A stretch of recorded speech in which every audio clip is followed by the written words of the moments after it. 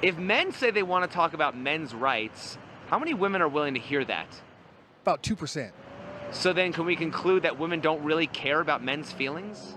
If we're talking stereotypically, I would say that is correct. I don't think that's a fair conclusion because of the power struggle that we go through, but I think that both parties could be more willing to listen. I think the frustration comes when women are trying to talk about women's issues, and then men are like, well, what about men? When they didn't even bring the conversation up. Doesn't the opposite happen? When men talk about men's issues, women say, what about women? Personally, I've never had a man bring it up on his own. It only ever comes up when a woman's talking about issues she faces. With an upward inflection at the end of every sentence? What do you mean you don't have a boyfriend? You're so pretty. What do you mean you have 0 men in your phone? What do you mean you've gone 8 months without... What do you mean? That makes no sense. Yeah, well, combine pretty with intelligent, strong, successful, slaying at life, you've got a very terrifying woman on your hands. She certainly isn't very humble, is she? And then she's also kind of like dorky and quirky, which is just, look, it's not seductive, it's not attractive. And she also smokes cigarettes, is a feminist, and has a chest tattoo. The feminist echo chamber is alive and well, boys. At least when you ask the ladies how it's going. However, when you take a look at your own needs, as well as the needs of all men around you, it becomes apparent that there are a number of reasons why chicks like this are counting the months without comfort, aside from the fact that all that positive feedback came from women. Progressives might try and make the argument that we inhabit an echo chamber of our own, like the lady in the first clip. But if that were the case, we would refuse to examine what's going on in the first place. We've definitely taken a fair amount of time to stare into the woke abyss that is modern femininity and the causes behind it. It's just that we, in no way, find any of it appealing. As I've said in other Man Guide videos, men are quick to point out that our bare minimum is loyalty and accountability, 2 things the West is in woefully short supply. We want to make sure, and we insist, that anyone that we bring into our productive lives will share the same interests and march to the beat of our drum. Because, in essence, this is the only beat that will ensure prosperity in the future. Not just for us, but for our family and friends. The people we still value. In short, we desire an insurance plan that will deliver, which is what makes this kind of... Today, when I realized a pet peeve of mine is a grown-ass man saying, I wanted to see you, or I want to see you. Okay, what am I supposed to do with that information? What is that supposed to do for me? You want to see me? Oh, that's cute. I have Instagram, I have a website, I have TikTok, I have Facebook, I have Twitter, if you want to see me. Toxic. I am newly single, and I have been single for 3 months, and I chose to leave the man. I was going to get married. He was perfect on paper, but I walked away. Why? Stupid. Because I am very... And this is why, like, yo, this is what I'm trying to say. Arranged marriages are a thing because women make bad decisions. No, because I'm like you. I'm very picky and I know what I want. And it's like, although someone's maybe perfect for me on paper and yeah, he treats me like a princess and things like that, there's things that I need. And if that person doesn't have it... You're 29. Yeah, so... Can you be a bit specific? Yeah, it's like, person was a people pleaser. What? Like, not just with me, but with like the family, his friends. It was like the people around him. He was just... So he's a nice guy? He's a really nice guy.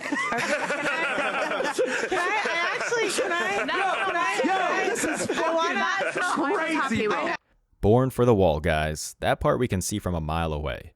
Men are decisive. That's the takeaway here. There's a reason women taking 30 minutes to pick an entree is the meme that has stuck around for decades. For us, seeing time as a precious resource is not just something we're trained to accept, but it's a habit that's woven into our DNA. It doesn't matter if a guy is a salt-of-the-earth construction worker or a wolf looking for opportunities in the stock market. The same software is present all over the spectrum. Why? Because if it wasn't, we sink. If it is, we manage to swim to the next proverbial island and make it another day. Women, on the other hand, can confront pressure about as well as a lump of cheese can withstand a butter knife. Speaking of sinking, the same kind of thought can be applied to the procedure following a ship that's been punctured irreparably. We don't just let women and children go first because we're naturally self-sacrificial. Sure, that's a part of it, but it's also because chicks turn into headless chickens in the wake of a crisis. They're just not equipped with the systematic skills to move quickly and make key decisions. I think the point often made about arranged marriages, as it's mentioned here, is one of the most effective talking points when speaking with feminists, to reinforce this undeniable flaw in Western relationship building. Where places like the US have a 40 to 60% divorce rate, arranged marriages, in deep contrast, only hold a 4% divorce rate, which tells you everything you need to know about female bandwidth. Giving women a hand on the wheel removes all possible masculine insurance plans that include dating and marriage, because now you've cut logic in half to satisfy arbitrary cultural wants, instead of focusing on what culture actually needs. Case and point. When I hear a man talking about how, he only goes 50-50 with a woman and he don't want to pay for nails and it's too expensive and in this economy, how could I and why should I? I'm thankful when they have girlfriends because that just means you are not on my radar for dating. You don't hear this conversation from men who have their shit together. You hear this conversation from men with the dangly earrings wearing Chelsea boots and I like fedoras. the dangly earrings. Not me, baby. Is a epitome of a sassy man. Get a job?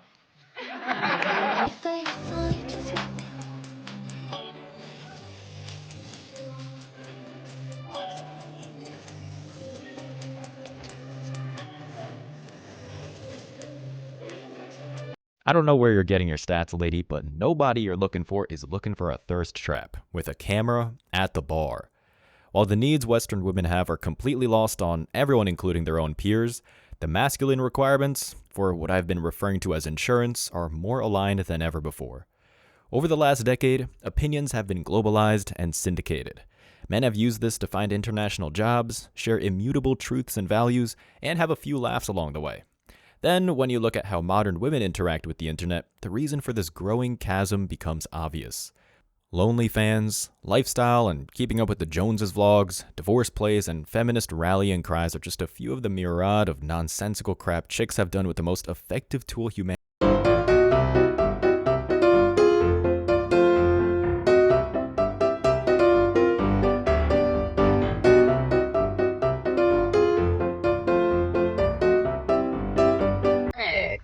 Handlebar mustaches, long toenails.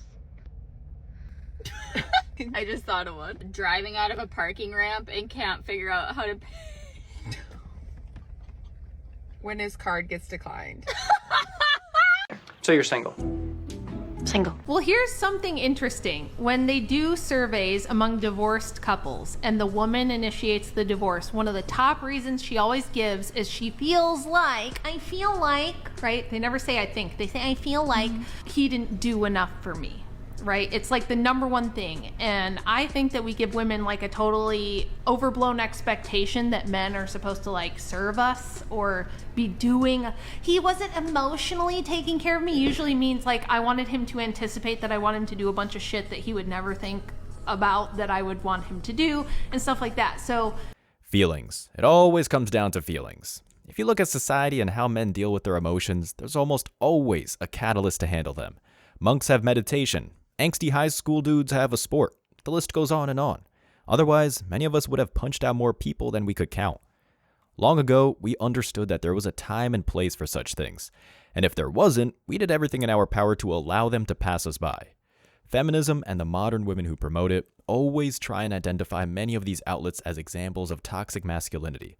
They'll say that male force and drive have no place in sophisticated civilization, as if we didn't make the damn wheel. But when you look at the way these chicks deal with their problems, the argument just goes right out the window. Cheating, theft, tantrums, and recording for these clips, just to name a few. In other words, women are inclined to act on every emotion or hunch that pops up in their heads. It doesn't matter if the thought is intrusive and unfounded. It's why reality TV producers never struggle to find an aging broad ready to throw wine in someone's face. And that's the point I'm trying to make here.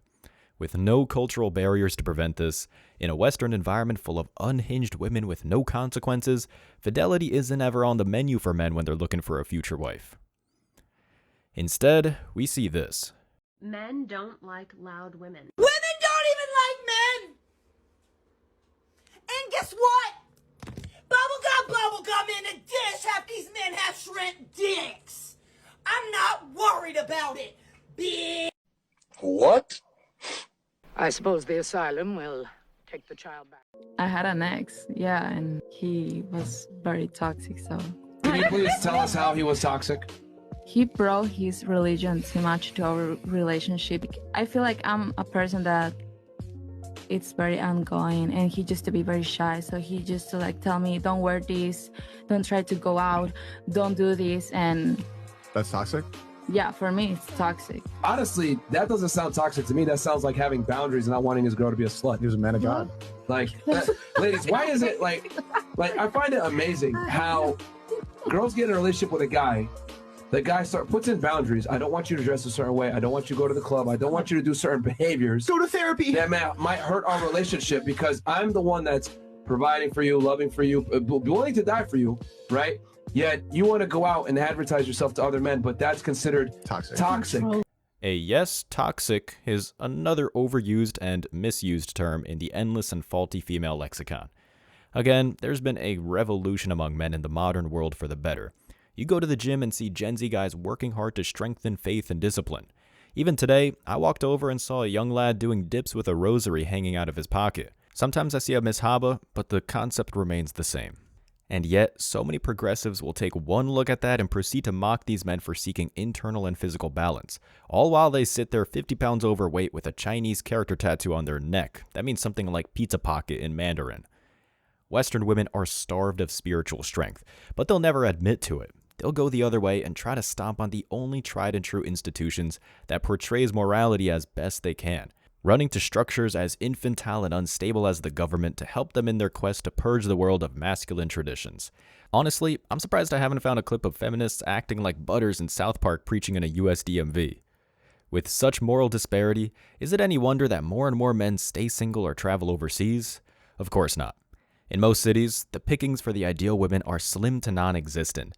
In fact, you're more likely to see something like this than what your great-great-grandpa received a century ago. For richer? For richer. For poor? For poorer. Yeah. We hit that snag about 20 times in counseling. To love. To love. Cherish. Cherish. And to obey. We didn't talk about that one in counseling. We did talk about that in counseling. He's toast. That's why I don't like men who like know their worth. Like, I hate y'all. I hate men who know their worth. They be like, I don't gotta deal with girls. I know my worth. I got my worth. For men was just like dinner and. But now y'all want to be like having real deep conversations and. Y'all want to be like asking out what you do. Oh, what I do. Trying to cut this off. Like, no, I don't got time for the drama. Or you toxic. I hate when they say to me, you toxic. So what's up? What you doing tomorrow? Who teaching you all that? For real, who teaching you all that? Teaching us what? Y'all worth. I don't like that. We know you don't, because the end result doesn't include you. I've never met a real man who doesn't want basically the same thing as every other, the kind of loyalty that will make his friends proud, and to be able to build a successful life for his future children. Of course, there are other supportive elements that men need to achieve this. Some include a fulfilling career that they can reflect on, a house that they want to design themselves, or a community that shares the same set of characteristics they idolize since childhood. This is the insurance plan. The existential insurance that makes all men work as hard as they possibly can to achieve it. It binds, protects, and validates every facet of the male life worth living. Now, the Western woman, as we can see, holds none of the qualities to support that universal vision. They're more like a battering ram, or a wrecking ball, made out of a concentrated mass of insecurities compounded by social media and their cult ideology. Where we see masculine success, they see a threat or a challenge. In one of many ways, this is what proves feminism and the undateables that support it to be nothing more than a band of envious failures dedicated to bringing everything to its knees. For them, building and strengthening isn't progress, it's scorched earth and broken men that they cheer for. And if this is pointed out, it is quickly deemed a silly, ignorable insecurity. Well, if a guy tells you, don't wear that shirt because when you go out, guys are going to see you. Why is he scared? Because he's looking at other girls wearing the same shit. Exactly. So whatever your man is insecure about or doesn't want you doing or blames you for doing even though you're not doing it, you're not the problem. He's scared that you're going to do what he's doing to you. Yeah. So that would, okay. Yeah. You're the ones with the problems. And you even do it today. You take every single shot that you possibly can at everything about me. And it's like, like you didn't highlight every other gentleman as that such. Like, what about me? I don't think that there was one perfect man that you seen on the show, but you decide to speak on every little thing about this one man. Like, I feel like it's corny because you keep constantly trying to reach out to me after the show. So I honestly feel like, did not. you try to play this. She reached out after the show. What are y'all saying? Hey. It's corny because you attacking me as a person. That's who I am, bro. Like, I came on the show, it's who I am, and you telling me that everything about me you don't like. But then outside of the show, you want to have a conversation or a hug or smile in my face or hey, Daryl, or it's a us. It ain't no us thing. Us? The reason why me and you had a viral clip is because I handle myself well. I very well could have been looked at as a sassy or an evil man if I would have gave you the response that you deserved. But I gave you what I felt like it needed to be presented, because a lot of young men get tricked out of their spot dealing with young women like yourself. And I don't want to be the crash out example. I want an example that no matter what, you could still be able to hold.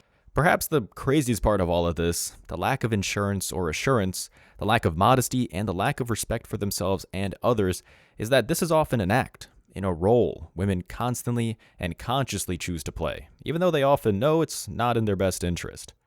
Men choose their role in society every day, climbing the steps of adversity and taking the blows that come with it. We choose to be strong and considerate of our fellow neighbors in the trenches.